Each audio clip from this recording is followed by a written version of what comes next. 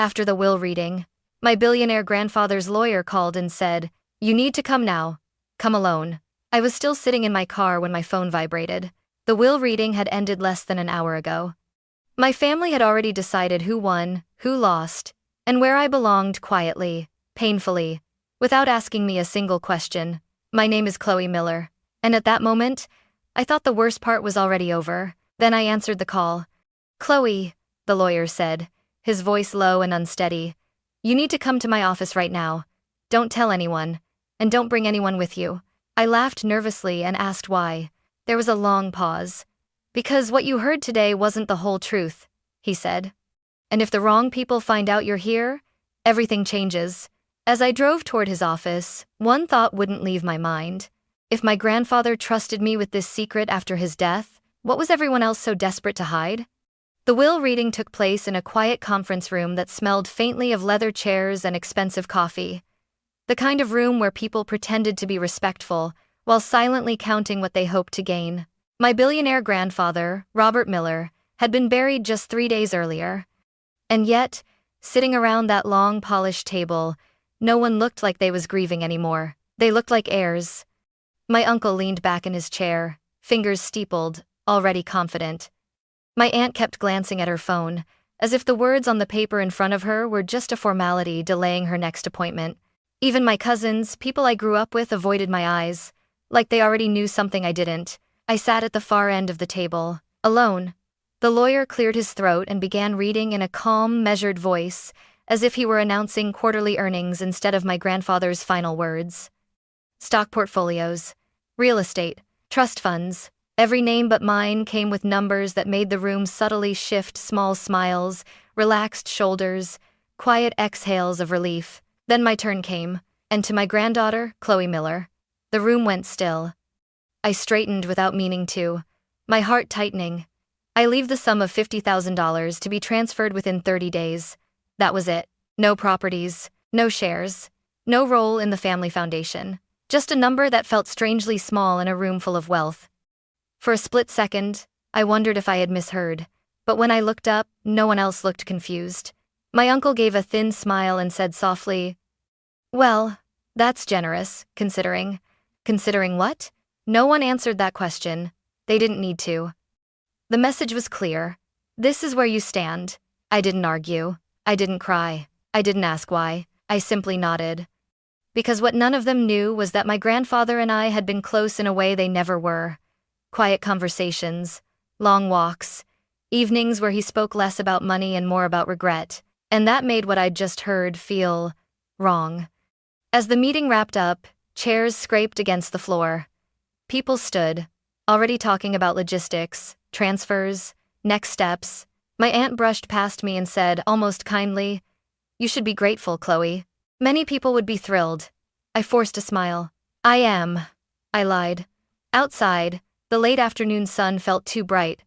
I sat in my car with the engine off, staring at the steering wheel, replaying my grandfather's voice in my head. "Never confuse fairness with truth," he once told me. At the time, I didn't understand what he meant. Now, I felt it in my bones. The will reading hadn't just distributed money. It had drawn a line, and I had been placed firmly on the outside of it. I was about to start the engine when my phone rang. An unknown number. I almost ignored it. Almost. That single decision to answer instead of walking away would change everything I thought I knew about my family, my grandfather, and myself. The phone kept vibrating in my hand as if it were impatient with me. I stared at the screen for a few seconds longer than I should have, then finally answered. "Hello?" "Chloe," a man said. His voice was familiar, but not in the way I expected. It wasn't confident or polished like it had been an hour earlier in the conference room. It was tight, controlled, afraid. "This is David Harper," he said. "Your grandfather's attorney." I glanced instinctively toward the building behind me, half expecting someone to be watching from the glass windows. "Yes," I said cautiously. "Is something wrong?" There was a pause. Not a technical one, a deliberate one. "You need to come to my office right now," he said. "Not tomorrow, not next week. Now." My grip tightened around the phone. "I just left," I said. "If this is about the transfer paperwork, I can—" "No," he cut in sharply. Then softer. This isn't about paperwork. Had 8 Marfil S. Paster. I felt a strange chill move through my chest. Mr. Harper, I said, trying to keep my voice steady. You just read my grandfather's will. If there was something else, why wasn't it said in the room? Another pause. Because, he said slowly, there were people in that room who were never meant to hear it. I swallowed. Chloe, he added, lowering his voice, you need to come alone. That single phrase made my stomach drop. Alone? I repeated. Why would I? Do not tell your family, he said, firmer now. Do not call anyone, and do not mention this conversation. My pulse quickened. You're scaring me. I know, he said quietly, and I'm sorry. But if you trust your grandfather even a little, you'll get in your car and drive here now. The line went dead. I sat there in silence, phone still pressed to my ear, my heart beating louder than the traffic passing behind me. Come alone, don't tell anyone. Those weren't the words of a routine legal follow-up. They sounded like a warning. I considered calling my mother, then my uncle, then one of my cousins. But something stopped me. My grandfather had always hated scenes, hated noise, hated confrontation. When something mattered, he handled it quietly, carefully, and always behind closed doors. If he'd left something unfinished, if he'd trusted David Harper with it, I started the car. As I pulled onto the road, my phone buzzed again. This time, it was a message from my aunt. Lunch tomorrow to talk next steps? We should stay united. United. The word made me uneasy. The city blurred past my windows as I drove toward the lawyer's office downtown. My thoughts raced faster than the traffic. Why me? Why now? Why hadn't my grandfather said anything while he was alive? Then I remembered the last conversation we'd had, just weeks before he died. We were sitting in his study. He looked tired, thinner than usual, but his eyes were sharp. Chloe, he said, if one day you learn something about this family that makes you uncomfortable, promise me you won't ignore it. I'd laughed back then. You're being dramatic. He smiled, but it didn't reach his eyes. I'm being careful, he corrected. At the time, I thought he meant business. Now, I wasn't so sure. When I arrived at David Harper's building, the lobby was nearly empty. The security desk was unattended. The elevator hummed softly as I rode up alone, my reflection staring back at me in the mirrored walls. My stomach twisted with every floor that passed. When the doors opened, I saw his office door slightly ajar. A sliver of light spilled into the hallway. I hesitated. Then I stepped forward, not knowing that whatever waited on the other side of that door would permanently change how I saw my family and myself. The office smelled different from before. Not like coffee and paper, but something sharper, like stress that had been sitting in the air too long. Chloe, David Harper said, the moment I stepped inside. He stood up so quickly that his chair rolled back and bumped against the wall. Close the door, please. I did. The click of the lock echoed louder than it should have. He didn't offer me a seat right away. Instead, he walked to the window and glanced down at the street, then pulled the blinds halfway closed. You're probably wondering why I didn't say any of this during the will reading, he said. Yes, I replied. That's exactly what I'm wondering. He finally gestured toward the chair across from his desk. I sat, my hands folded tightly in my lap. What I read earlier, he continued, choosing his words carefully, was your grandfather's official will. My chest tightened. And this isn't? This, he said, reaching into a locked drawer and pulling out a thick folder, is what your grandfather instructed me to show only you and only after the will reading was complete. He placed the folder between us. It was plain. No label, no markings, just heavy. I stared at it without touching it. Why me?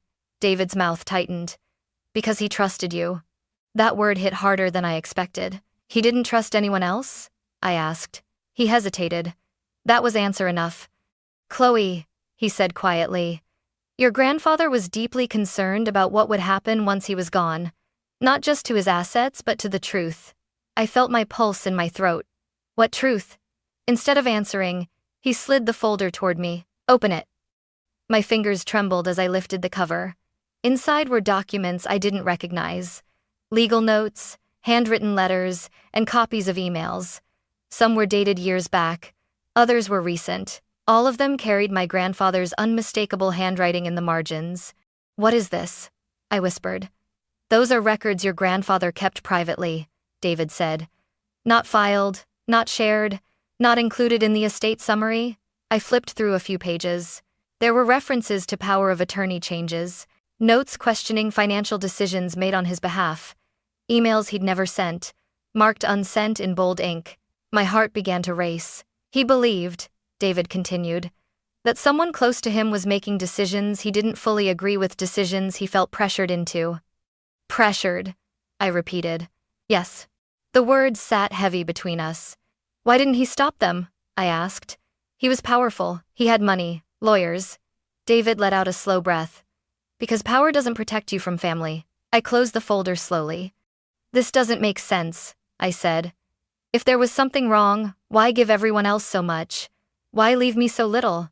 David looked at me carefully. Because the will wasn't about reward, he said. It was about exposure. I frowned. What do you mean? He believed, David said, lowering his voice, that if the truth came out all at once, certain people would react badly. He wanted to see who felt safe and who felt threatened. A chill ran through me.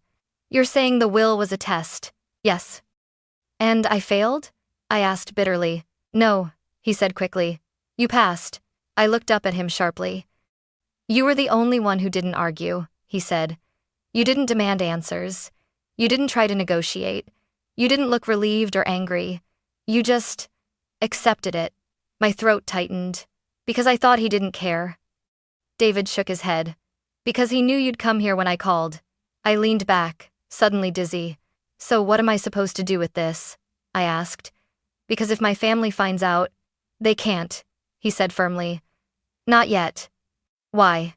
Because some of the names in that folder, he said slowly, belong to people who don't like losing control. Said as it that Keynes. Silence filled the room. I thought of the smiles at the will reading, the quick confidence, the way no one had looked surprised by my small inheritance. You're telling me my grandfather was scared? I said. Yes. And you're telling me, I continued, my voice shaking now, that he trusted me enough to leave this behind? David nodded. I stared at the folder again. Whatever was inside, it wasn't money. It was a responsibility. And the moment I accepted it, I knew one thing with absolute certainty. The will reading hadn't been the end of my grandfather's story. It was the beginning of mine. I didn't leave the office right away. I sat there, staring at the folder on David Harper's desk, as if it might start speaking on its own if I waited long enough. Tell me the truth, I said finally.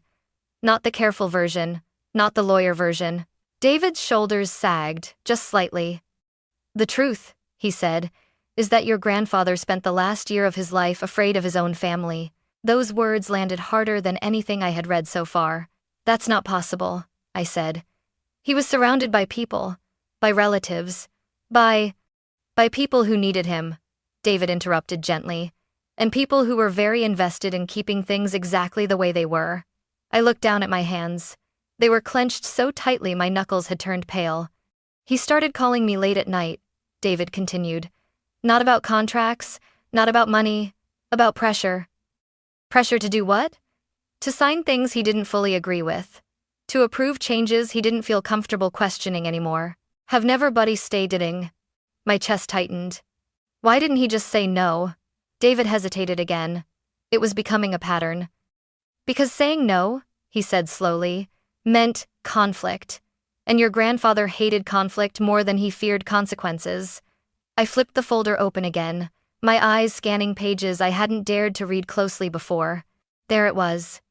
A handwritten note in the margin of a legal draft. They say it's easier this way. I'm not so sure. Who are they? I asked. David didn't answer immediately. Chloe, he said. If I say their names now and you walk out unprepared, I can't protect you. The word protect made something twist in my stomach. I don't need protection, I said, though my voice betrayed me. You do, he replied calmly. Because the moment they realize you've seen this, their behavior toward you will change. How? Subtle at first, he said.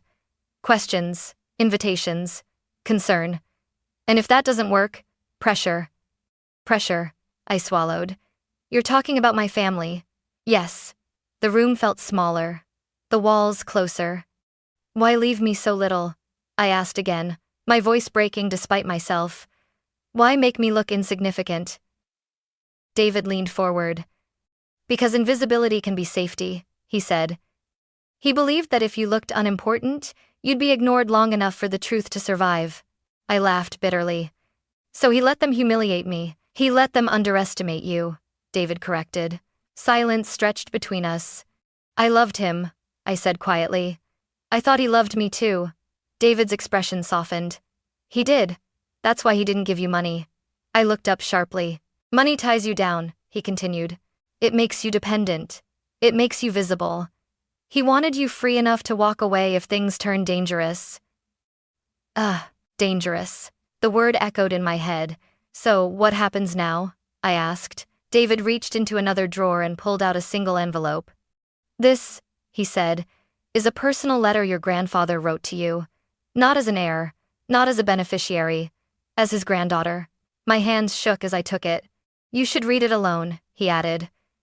But before you go, there's something else you need to know. I looked up. Some members of your family have already contacted me since the will reading, he said quietly. My heart skipped. About what? About whether there was anything else, he said. Anything that wasn't read out loud. I stood abruptly. They know? I asked. They suspect, he replied. And suspicion makes people impatient. I clutched the envelope to my chest. Chloe, David said firmly. From this moment on, every choice you make matters. Who you trust, what you say, and when you decide to speak. I nodded slowly, my mind racing. As I left the office, the city felt louder than before.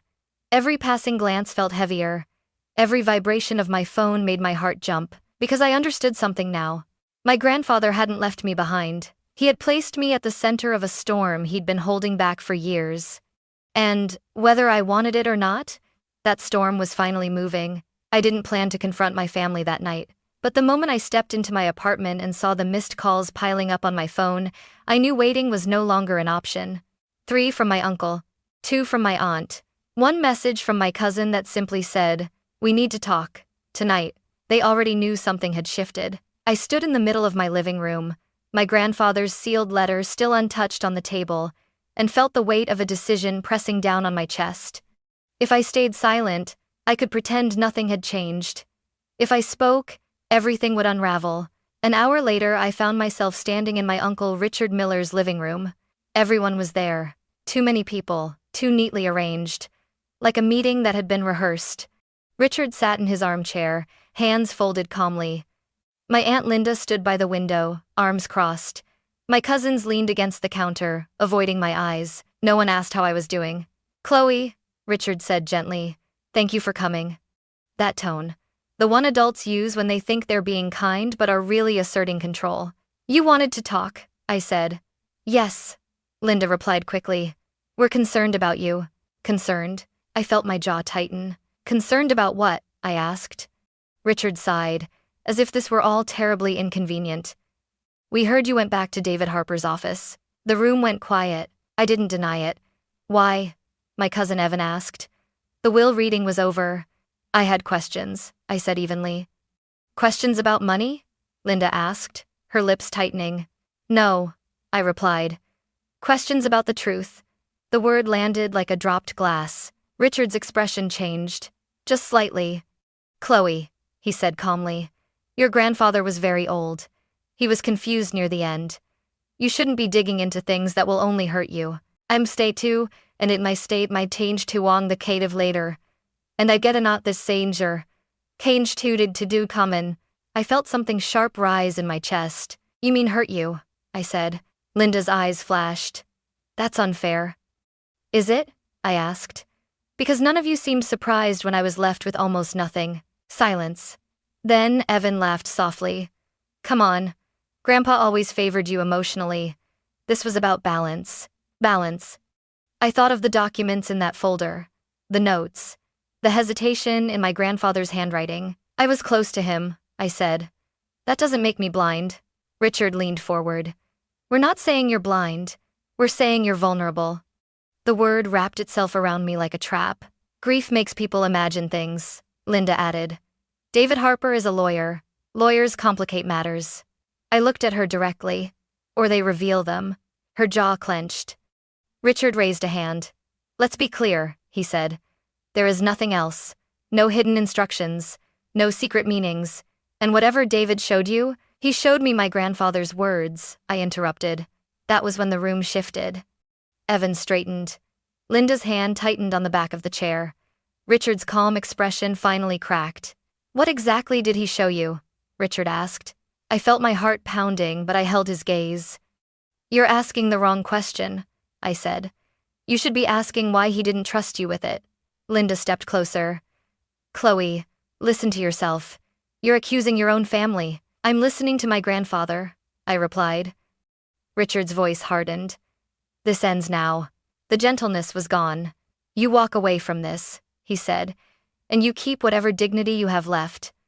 You push further, and things get complicated. I swallowed. Is that a threat? I asked. He smiled thinly. It's advice.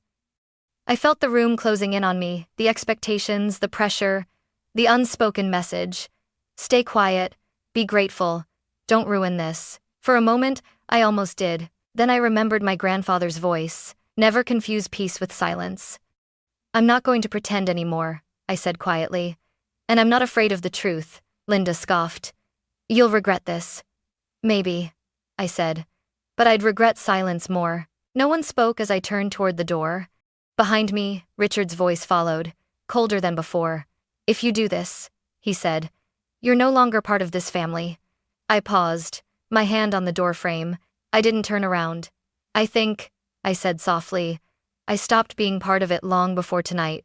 When the door closed behind me, my hands were shaking. But beneath the fear, beneath the loss, something else had taken root. Clarity. Because now I knew the truth they were so desperate to bury. And I was done protecting people who had never protected my grandfather or me. I didn't sleep that night. Every conversation replayed itself in my head, the careful smiles, the warnings disguised as advice, the way the word family had been used like a leash instead of a bond. At sunrise, I made my decision. I called David Harper. I'm ready, I said the moment he answered. There was a pause on the other end, then a quiet exhale. I was hoping you'd say that. We met again that morning, this time not in his main office but in a smaller conference room tucked away from the street. The blinds were closed. The table was bare except for a legal pad and a recorder. This is where things become formal, David said. And once we begin, there's no pretending anymore. I'm done pretending, I replied. He nodded and slid a document across the table. Your grandfather prepared a supplemental legal statement, he explained. It wasn't part of the public will. It was designed to activate only if certain conditions were met. Conditions like what? I asked. Like pressure, manipulation, or attempts to suppress information. My chest tightened. So, he expected this. Yes, David said, and he prepared safeguards. For the next several hours, we went through everything: emails, handwritten notes, timestamps, and records that showed patterns I hadn't wanted to see before. Not crimes described in dramatic terms, but something quieter and more disturbing. Systematic control. Decisions made on my grandfather's behalf without full consent, and financial arrangements that benefited a very small circle. Nothing here is explosive on its own, David said carefully. But together, it tells a story. What kind of story? I asked. One of influence, he said, and misuse of trust. He explained the next steps calmly, methodically. Independent reviews, court filings, protective measures. You won't be alone in this, he said. The law exists for moments like this. I laughed softly, more tired than amused. Funny. My family always said law was just a tool for people with power.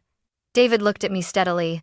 Then, let's use it to protect the truth instead. By the afternoon, formal notices had been prepared. Oversight bodies were contacted. Certain asset transfers were temporarily frozen, not as punishment, but as precaution. When I left the building, the city felt different. Not safer, not calmer, clearer. My phone buzzed again. A message from my aunt. You don't understand what you're doing. I didn't reply. Another message followed, this time from my cousin. Please stop. This is getting out of hand. I silenced my phone. For the first time since my grandfather died, I felt something other than grief or fear. I felt grounded. Because choosing the law wasn't about revenge. It wasn't about money. And it wasn't about winning. It was about refusing to carry a secret that had already destroyed one man's peace. That evening, I finally opened the personal letter my grandfather had written to me. Chloe, if you are reading this, it means you were strong enough to listen when others demanded silence. I'm sorry I couldn't fix everything myself. I'm not asking you to fight for me, only to live honestly. Even when it costs you comfort. Tears blurred the page. Whatever you choose, know this. You were never forgotten. You were chosen. I folded the letter carefully and placed it back in the envelope. Outside my window, the city lights flickered on one by one. Tomorrow, my family would react. There would be headlines, meetings, consequences. Relationships would fracture further before they could ever heal. But tonight, for the first time, I knew I had done the right thing. Not as an heir. Not as a granddaughter. But as someone who finally understood that truth doesn't destroy families, silence does. The fallout didn't arrive all at once. It came in waves. At first, there were emails formal, careful, written by people who suddenly preferred legal language over family conversations. Requests for clarification. Notices of review. Polite acknowledgments that sounded nothing like the voices I grew up with. Then came the silence. Group chats went quiet. Invitations stopped. Holidays became dates on a calendar instead of plans. When I walked past familiar places in the city, I felt like a guest in a life I used to belong to. I told myself I was prepared for that. I wasn't. Some nights, I sat alone in my apartment and wondered if I'd imagined everything, if maybe my grandfather had just been tired, paranoid, overthinking. The doubt crept in quietly, the way it always does when you stand alone for too long. But then, I would remember the look on my uncle's face when I asked the wrong question. And the doubt would fade. David kept me informed, step by step. Independent professionals were reviewing documents. Decisions my grandfather never felt comfortable with were finally being examined in the open. Nothing dramatic, nothing rushed, just truth, moving at the speed of the law. Whatever happens, David told me during one call, you did the right thing by not carrying this alone. Still, doing the right thing didn't make the loneliness disappear. One afternoon, I received a message from my cousin Evan. I hope you know what you've done. I stared at it for a long time before replying. I do. That was all I sent. I started seeing a counselor a few weeks later, not because anyone told me to, but because I realized how deeply silence had trained me to minimize my own instincts, to doubt discomfort, to excuse pressure. Naming those patterns felt like learning a new language. She trusted you because you listened, the counselor said once, after I told her about my grandfather. That's not a small thing. Slowly, life began to rearrange itself. I went back to work. I reconnected with friends I hadn't spoken to in years, people who knew me without expectations or inheritance or history attached. I learned what it felt like to be valued simply for being present. Some mornings, grief still hit without warning. Other days, relief surprised me, because for the first time, I wasn't pretending. I wasn't playing the role of the agreeable granddaughter. I wasn't shrinking to keep the peace. I wasn't carrying someone else's fear. One evening, as I walked home under the soft glow of streetlights, I realized something had changed inside me. I wasn't waiting for permission anymore. Whatever the outcome, whatever relationships were permanently altered, I had chosen clarity over comfort. And that choice, painful as it was, had given me something I didn't know I'd been missing, my own voice. Time didn't fix everything, but it softened the sharpest edges. Months later, the legal process reached its conclusion. Certain decisions made in my grandfather's final years were officially reversed. Oversight was restored. His intentions, quiet, careful, and often misunderstood, were finally recognized for what they were. There were no dramatic apologies. No sudden reunions. Just a quiet acknowledgement that the truth had been real all along. I stood alone one afternoon in my grandfather's old study, the room where he used to sit for hours, thinking. The shelves were emptier now, the desk cleared of papers, but the air still felt familiar. I placed his letter back into my bag, knowing I would carry it with me wherever I went. For a long time, I believed families broke because of conflict. Now I understand something different. Families break because of silence. Silence that allows pressure to grow. Silence that teaches people to ignore discomfort. Silence that disguises control as care and fear as loyalty. My grandfather didn't ask me to fight. He asked me not to look away. And that changed how I see everything. I learned that money can confuse love, but it can't replace integrity. That being kept comfortable is not the same as being respected. And that walking away from manipulation, even when it wears the face of family, is not betrayal. It's self-respect. If there's one thing I hope someone hearing my story takes with them, it's this. Love should never require you to stay quiet about harm. Protection should never come at the cost of your voice. And the law exists not to punish families but to protect people when loyalty is used against them. I didn't walk away richer in the way people usually mean. But I walked away lighter, free from secrets that were never mine to carry, free from roles I never agreed to play, free to build a life rooted in honesty, not fear. My grandfather once told me that truth doesn't shout, it waits. And when you're finally ready to listen, it asks only one thing in return: courage. That day, I chose it. And I've never regretted that choice since.